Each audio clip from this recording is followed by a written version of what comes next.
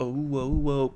Oh, whoa, whoa. I'm falling, so I'm wasting my time on the ride. I thought it was I'm taking my time.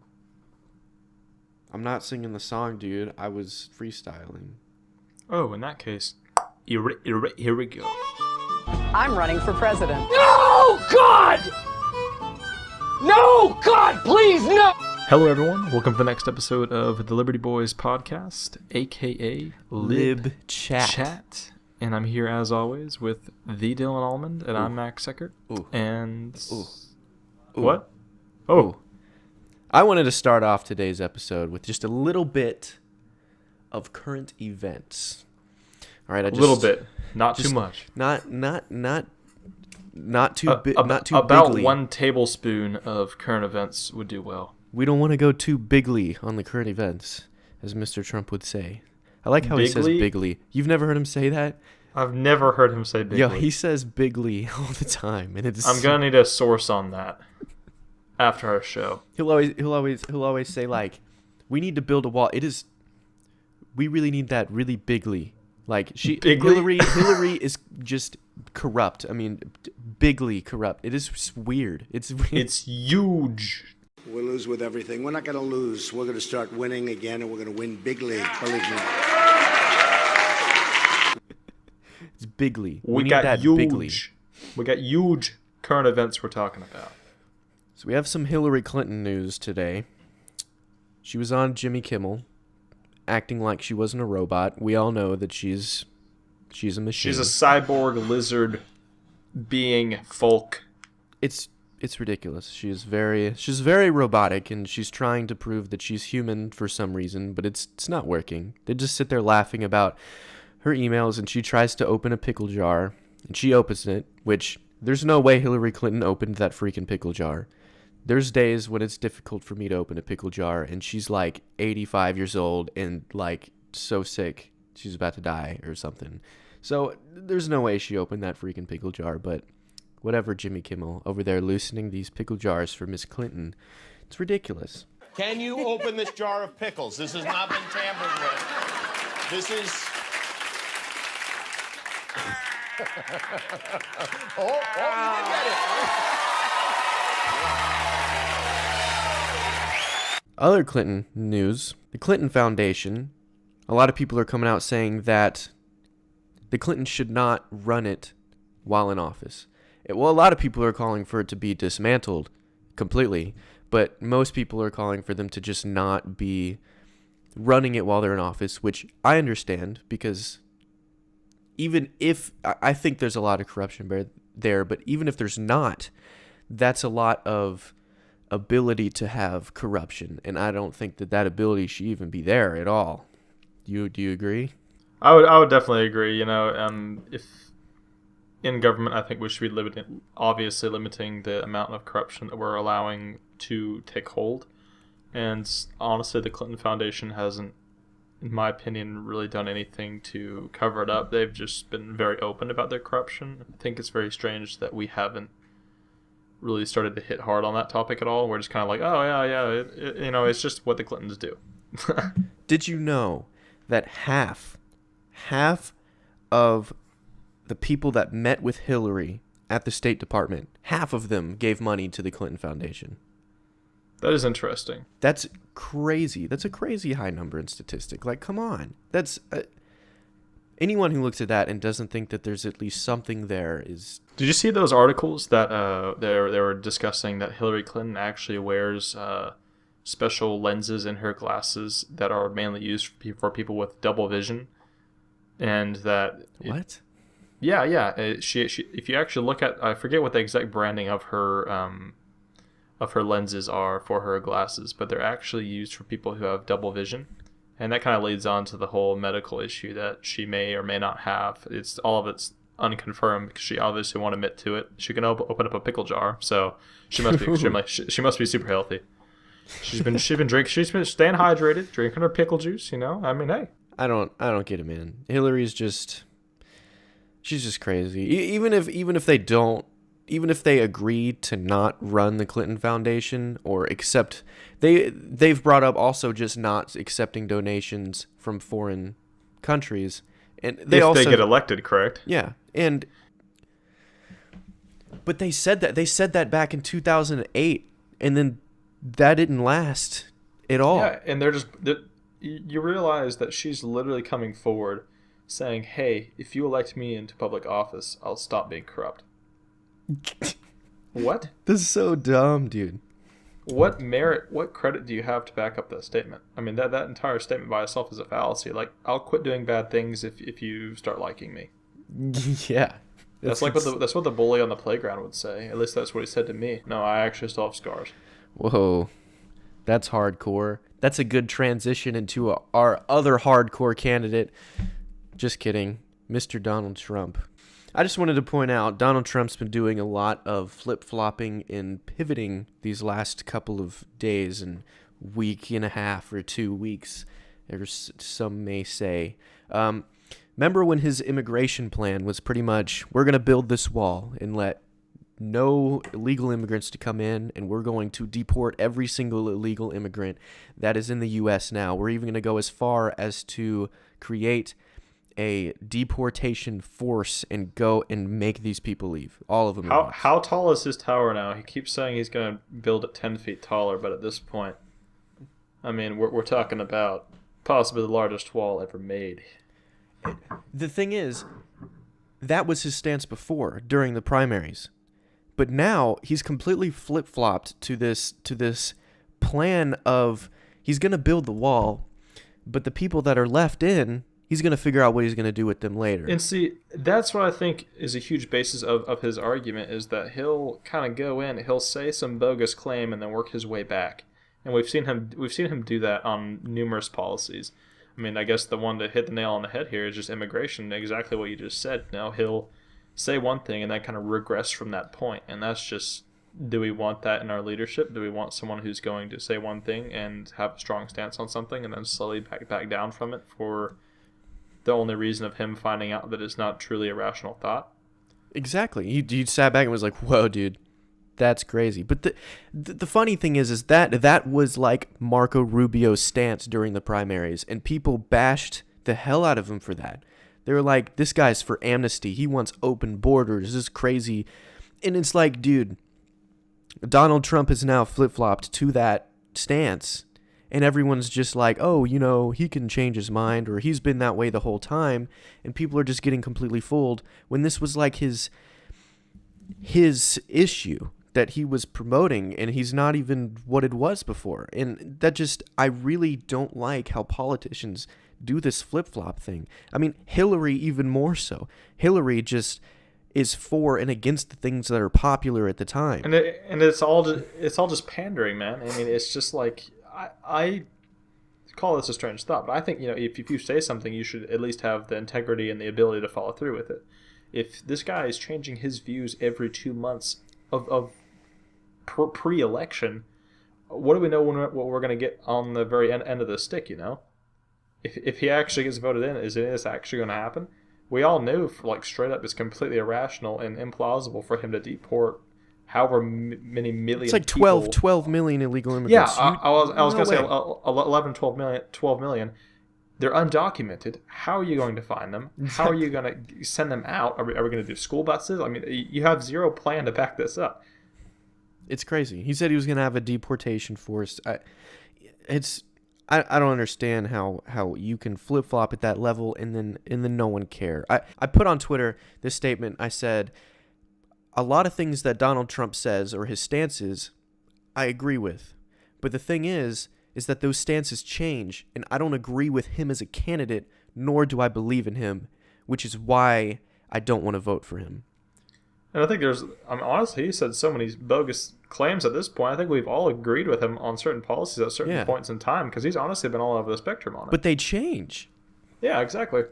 I just wanted to point out there's a lot of people that watch this show that are Trump supporters, and I don't mean to alienate you guys, but personally, I'm not going to vote for Donald Trump because I don't believe in him as a candidate, and I don't believe that he represents me, and he flip-flops on so many issues all the time that, once again, makes me not believe in him. Hillary Clinton, I really dislike her. on a personal level, which is why I would never vote for her. But I mean, it's not just that. Her policies I don't like. I don't like how she's corrupt. So, really the only logical candidate here for me to choose is Gary Johnson. Even though I may not agree with him on everything, multiple things. We'll get into that later. But he's the candidate that will best represent me out of the 3 or the 4. Jill Stein's crazy. Don't forget Jill Stein. She may not agree with me, but do not forget about her. And I always get on to people about that. I just wanted to bring a couple of those things up because that was. I guess we can make the transition from that point. Something I kind of wanted to touch on one of Trump's policies that I'm completely against. That he may have changed at this point. I honestly haven't kept up with it. His whole point on surveillance is a bit whack. He made a few claims that he wanted to shut down certain portions of the internet for particular people, and in what world does he think he's able to pull this off? You can't. He can't pull that off. It's like the Cincinnati Zoo. They come out and they say, we don't like all the Harambe memes. We don't think that they're funny. They make all of our workers upset because we really loved Harambe. Can you please stop doing that? And people go absolutely berserk. And they shut down all their social media because they were getting so much backlash for saying that. It was absolutely hilarious because we on their Instagram, on their Facebook, on their Twitter, they would say basically publicize the same message like, hey, we really, in order to help us grieve and get over this, we really need to quit with these joking memes and stuff. Honestly, if you tell the internet to do anything, they're going to do the complete opposite. So they bombarded them with just all these Harambe memes, and they're absolutely hilarious and awesome, and I loved every moment of it. But what they ended up saying is but right before deleting all of their social media, that zoo deleted every bit of social media that they had. They basically said that they've been bombarded by Harambe memes, and someone commented, and they're like, yeah, well, you also bombarded Harambe with bullets. And I started laughing. I'm just like, not laughing that Harambe died, but just I think it's good that this kind of stuff is just on a public scale, that we realize that, something controversial did happen.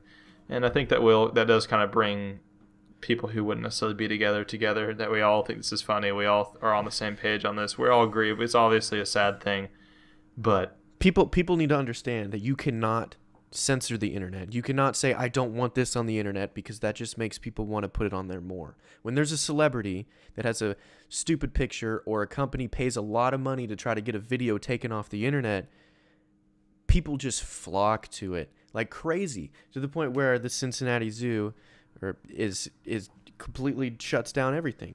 What wasn't it Beyonce wanted that one just atrocious picture of her at the Super Bowl, I believe, taken off the internet? She's like, I want this removed from the internet. And everyone's just like, that's funny. Now you're on like 11 million different memes, so good luck. You can't do that.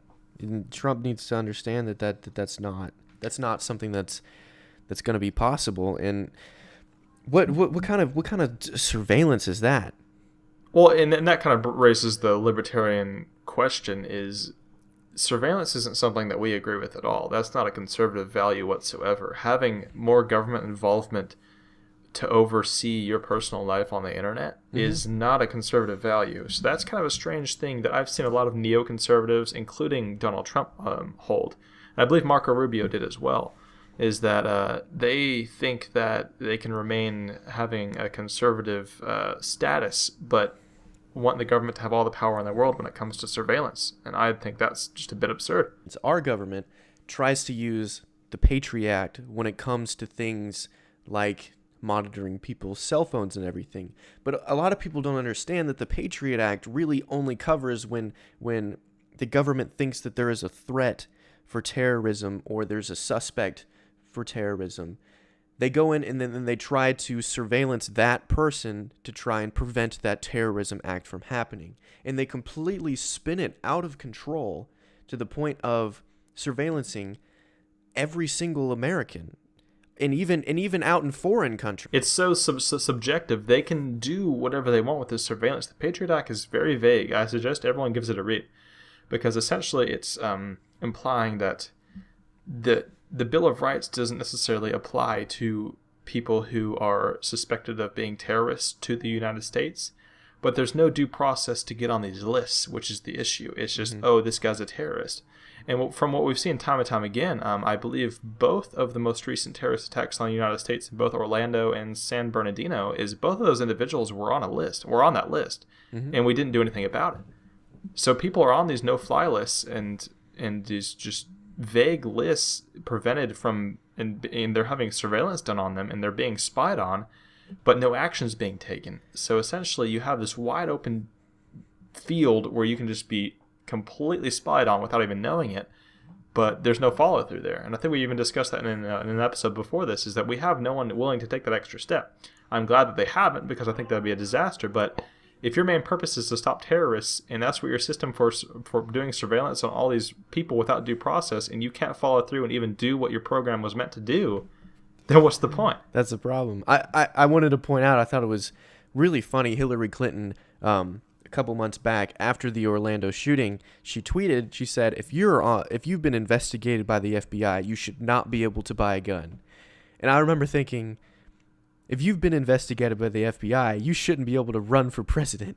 Exactly. And that's just crazy, because anything she says about corruption or what you should and should not be able to do morally or ethically, I would be willing to bet she's broken herself. So that's it. She has absolutely zero merit, zero credit to back up anything that she's saying. If you say something enough times, people will believe it. And that's the sad truth, and that's what she bases her entire campaign and freaking life on, dude.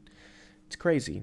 And I just wanted to point out that the Fourth Amendment of the Constitution in the Bill of Rights. This is why I have a lot of faith in the Constitution, because even though a lot of people may say that it's dated and a lot of things that it says, it's really not, because a lot of these rights that are put in the Constitution are like natural rights. The Fourth Amendment says the right of the people should be secure in their persons, houses, papers, and effects against unreasonable searches and seizures, shall not be violated, and no warrants shall issue, but upon probable cause, supported by oath or affirmation, and particularly describing the place to be searched and the persons or things to be seized. Clearly, that's not followed by the NSA. And the Constitution ages very well, and people like to attack the point of the Second Amendment, the right to bear arms, is that was meant for single loading rifles for the Minutemen and the Patriots who were defending our country, and they weren't meant for these assault rifles or for 30-round magazines and stuff like that. But what it was meant for the people to have the same supplies and the same defense that their government is provided with. Our government is currently using the same assault weapons and the same equipment that is available to us. Granted, it may be slightly different. They have, for example, the M16. We have the AR-15. There's some slight differences there, but we have the same access to the same materials as they do for the most part, as far as defense is concerned. Right. And we did back then as well. We each had the same rifles. We each had the same equipment. We each had the same everything to prevent tyranny.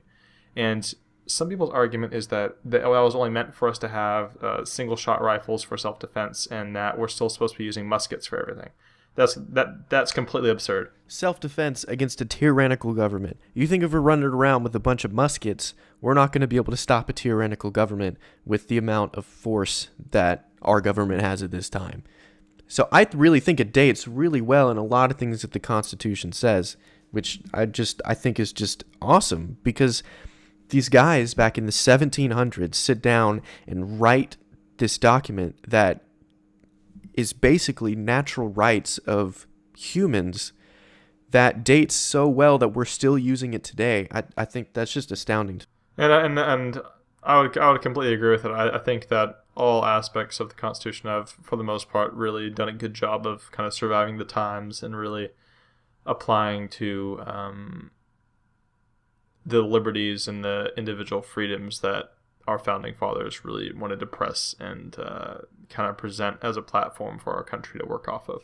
And if some of our viewers, if you want to learn more about the Constitution, there was this really awesome website that I found. It's for the Hillsdale College. It's hillsdale.edu, and they have some online courses about the Constitution, about American history, and a lot of things like that. But Most importantly, they have one on the Constitution, Constitution 101, Constitution 201, and a couple of other ones, and they're all free. It's just online.hillsdale.edu, and it's like 10 lectures with like a test at the end, and it's free, and it's really awesome. I was looking through some of the lectures there, and it's very informative. And if anyone wants to learn more, just go on over there, dude. It's pretty great. Definitely. And our last podcast hit on that really heavily. If you guys haven't listened to it yet, and it's that we really need to be educated with our vote, and so this is one of those ways that you can really get a literal free education and get access to these lectures and kind of be tested on what you do and do not know.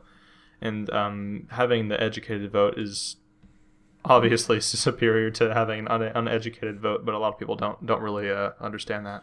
And speaking about the Constitution, clearly what Edward Snowden brought up in 2013 when he began coming out with stuff about the NSA was clearly breaking the law.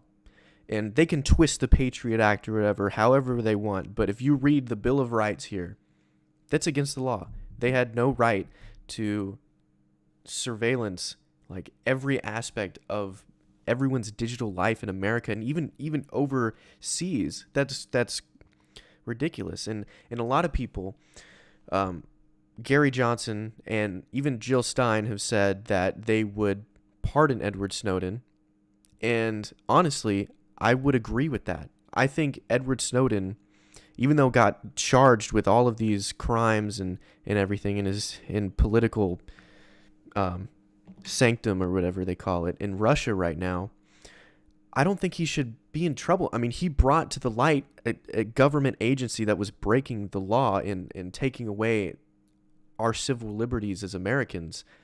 I think what he did was awesome. Yeah, I remember watching the Citizen4 documentary with Edward Snowden, watching how all that stuff was unfolding and him explaining all the stuff the NSA was doing.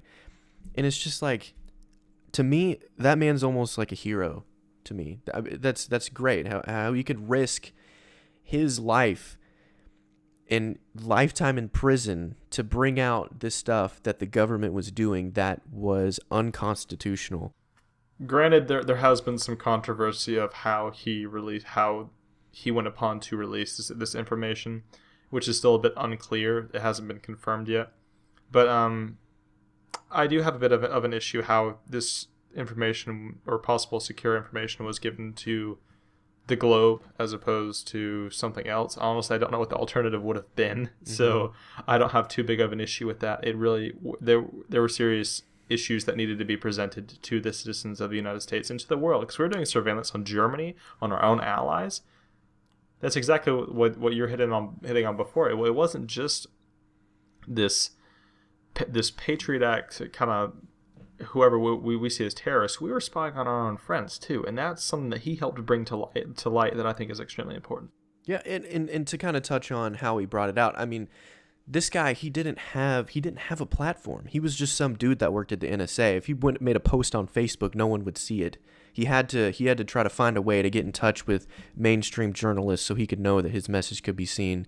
So, I mean, even if it wasn't brought about the best way, I don't think he had any other choice other than to do that. And I'm really excited to see. Have you seen the trailers for that new Snowden movie, like the actual dramatized version with actors? Yeah, that had Joseph Gordon-Levitt, isn't it, right? Yeah, it looks so I'm really good. excited to see it. He usually does really great work with most of his films, and so I think it'll be one that I'll definitely go see. A lot of people will use the excuse that they don't care that the NSA is spying on them because they have nothing to hide. And I don't like that excuse, because at that point you're saying, I have nothing to hide, so the government, they know best. They know who to look at. They know what they're doing. They can violate my civil liberties, and I'm okay with them violating everyone else's civil liberties because they know what they're doing and the government knows best. And that brings me back to the same issue with this turns into a slippery slope. At what point does the government not, if the government knows best about everything, they can just tell their citizens to do anything. Regulate what they eat, what they do, what they say, the crazy amount of censorship, and then it's kind of a long shot, but that turns into something of being North Korea. There was a policy pushing through New York. I don't know if this actually went through. I'm actually really curious to look that up, and I'll let you guys know on Twitter. But it was a few years ago that I think it was New York the state or New York the city was wanting to regulate how much salt is going into their food. Do you not know how much salt to put on your food? Do you really need someone else out there to tell you how much salt to put on your food? Government knows best, Max. Exactly. And I actually had a really interesting Twitter conversation with an individual, and I'm trying to find it here again. I had a Twitter poll that was, I said, do you care about your digital privacy? For example, the NSA. 86% of people said yes, and only 14% said no, I have nothing to hide. And this was like over like 300 votes. So I think the majority of people actually care about their digital privacy. And even though Edward Snowden brought all this to the light, I don't think the government is actually going to do anything about it. Absolutely, and the government shouldn't be a parent in the first place. On the top of my Twitter page, actually, I have a quote. It says, "The most basic principle to being a free American is the notion that we as individuals are responsible for our own lives and decisions." And I actually got an interesting response about that. It was yesterday, and this person said, "That's pretty damn naive. I used to think that way when I was in 7th grade, but then I realized we live in a society for a reason." And so I got what does that even mean? Exactly. I'm like, are you not responsible for your own life and decisions? This person says, Did you create your own life? Will you end it? I'm like, no, but the government won't. Government isn't allowed to for sure. So I'm not understanding your point. Are you responsible for your own life? And they just said, nope. I'm like, okay, well, at that point we have 0 point of stasis in our argument. So I mean, go on with your way. I don't know who's responsible for your life. That's what I asked after that. I'm like, if you're not responsible for you, then who is? Like, 'cause I'm not. Yeah. Do you need to have a mom and dad guarding you your entire life? I don't know. I mean, some people get into that kind of stuff. I'm not one of those people. Yeah, I don't really get people's reasoning when it comes to that. They just want to be. I don't want to generalize people, but the majority of those people really like to just be lazy and just have the government provide them with everything and just violate all of their civil liberties so they can just know that they're safe. And that's just a very unproductive life to me. I'm not going to do that, and that's not something that I want. I want to be in control of my own life and make my own decisions and not have the government get in every step of the way. And I think that both Republicans and Democrats have been guilty of kind of stepping on toes as far as individual liberties go on one way or another. And that kind of brings us to what to our Liberty Minute section. Ooh. And Quincy Johnson actually joined us in today's episode. And how did he get to be in the episode, Max? He actually gave the key word and was able to, which we provide in each one of our Sunday episodes. If you guys would like to join us, make sure you listen in on Sundays, and I'll be giving out or me or Dylan will be giving out a keyword on Sundays for you to join us on the Liberty Minute that comes out on Wednesdays. And today's Wednesday, and here it is. How you doing, Quincy? Doing fantastic. How about you? Doing well. We're really excited to have you on the show with us today. Right on, brothers. I've listened to all of your podcast session of the new one. You guys are pretty damn hilarious, and you guys, yeah, for real. I mean, and it's awesome to see young folk getting involved in politics. I appreciate that big time. Absolutely. You know, we all kind of got to band together and stand up for what we believe in, and all across the board. You know. I'm really glad you like it. We're kind of new to this, so we've been working on trying to improve. But that's really great that you enjoy it. Hey man, it is a comic relief and good information as I'm driving down the road, you know. Fantastic. Quincy, I guess we'll kind of start. Maybe you can tell us a little bit about yourself and what you do, if you're so inclined, and kind of branch off from that into your Liberty Minute, and you have up to 2 minutes to kind of discuss whatever you want. I mean, that's outside of kind of letting us know who you are and what you do, and then and where you're from, because we think that would be really cool to kind of see where all of our viewers are kind of originating from, if that makes sense. And I can dig it. And yeah, so I guess you can go ahead and start. You're welcome to ask us questions. You're welcome to go on a 2-minute rant if you want to without our input. You know, it's the floor is all yours. All right. Hello, my name is Quincy Johnson. Originally from Detroit, Michigan, but now I'm based out of Denver, Colorado. I am a truck driver, and I came across these guys' podcast. It showed up on my timeline, and I wanted to give it a listen. These young guys are on point, and they're actually speaking truth. And I want to use this minute to talk to Democrats and Republicans. Absolutely. It's obvious. Yeah, go ahead. I'm sorry. No, absolutely. Go ahead and dive right into it, man. All right. Cool. Democrats and Republicans, it's obvious that the way you've been voting hasn't gone in your favor for quite some time. Because it seems like every 48 years, one of y'all sides, if not both of y'all sides, are bitching and moaning. Why not try something new? Vote libertarian, okay? Gary Johnson seems like a good guy. And in all honesty, if you take about 10, 20 minutes, read up on his policies, he's not bad. He's not bad at all. Put it like this here, he's definitely not worse, than what we have to offer right now.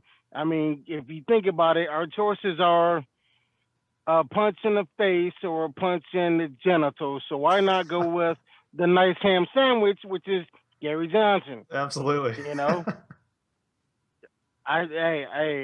what? I just call it like I see it, man. I mean, these two yardbirds that are the major nominees. I mean, both of them are just going to be a Greco-Roman cluster F, and that's just putting it nicely. So, you know what? I'm going to use a phrase that one of the candidates did earlier. What do you got to lose? What do you got to lose? Absolutely. This man, Gary Johnson, is proven to be a good government leader. So why not give that man a shot? Him and Bill Weld. Why not? Absolutely, and I couldn't agree more with that.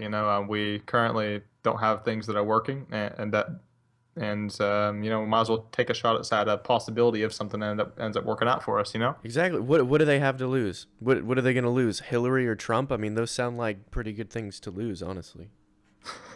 Indeed. How's that saying go? What's the definition of insanity? Doing the same thing over and over again and expecting different results. Like if that is the case, and there's a lot of insane people because the majority of folks have been voting Democrat or Republican. It's time for something and somebody new. Why not let that person be Gary Johnson? Why not? Absolutely, and that basically covers everything we've been hitting on as well. Why not? Why not give this guy a chance? Because everything that we've been doing up to this point isn't working out. Yeah, that was a really great Liberty Minute there, Quincy. We really, really loved having you on. Yeah, we really appreciated having you on, Quincy, and we hope we can keep in contact with you and might be able to have you join us on a future episode because it's obvious that we definitely agree on quite a few things. Do it for Harambe. Fantastic, my friend. All right, we'll catch up with you here in the future, and really appreciate you joining us here on your Liberty Minute on the Liberty Boys show. All right, y'all stay safe. Have a good one. You have a great day, my friend. So I thought that was a really good segment. Quincy was I really like listening to him talk. He was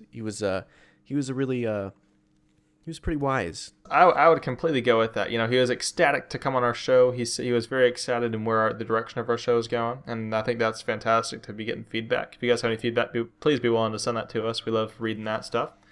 And he basically really hit the nail on the head on this is our option. What we've had going on in the past with Republicans and Democrats isn't working. So give Gary a shot. What do you have to lose? That was his exact quote, is what do you have to lose? And I think we can all kind of take hold of that and make that an understanding, regardless if you're a Republican or Democrat, because your policies haven't been working for the past however many decades. Mm-hmm. And give Gary a shot. Give him an election. Let him do his 4 years. If he doesn't do well, I know he will.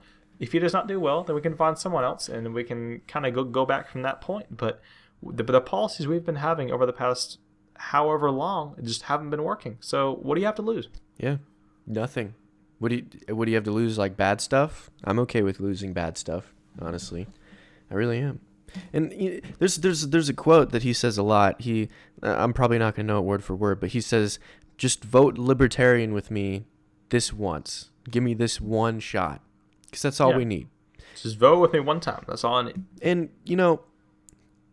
actual libertarians out there, I know he's not the best candidate, but dude, he's the best one out of these options. So calm down. the important part that I don't think people are realizing, if he doesn't get his 15% to get on stage, that's one thing.